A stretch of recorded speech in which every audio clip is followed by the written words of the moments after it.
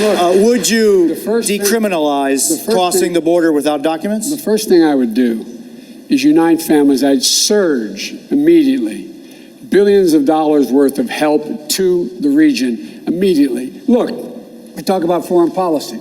I'm the guy that got a bipartisan agreement at the very end of the campaign, at the very end of our term, to spend $740 million to deal with the problem. And that was to go to the root cause of why people are leaving in the first place. It was working. We saw, as you know, a net decrease in the number of children who were coming. The crisis was abated. And along came this president. He said he immediately discontinued that.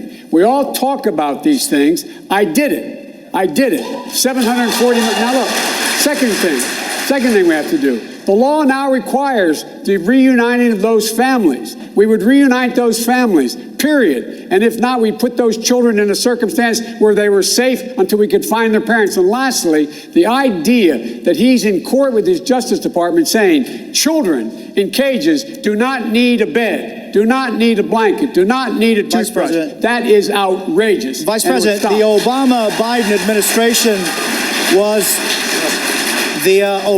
administration deported more than 3 million Americans. My question to you is, if an individual is living in the United States of America without documents and that is his only offense, should that person be deported? No. Depending if they committed a major crime. They should be deported. And the president was left in President Obama, I think, did a heck of a job. To compare him to what this guy's doing is absolutely, I find, close to immoral.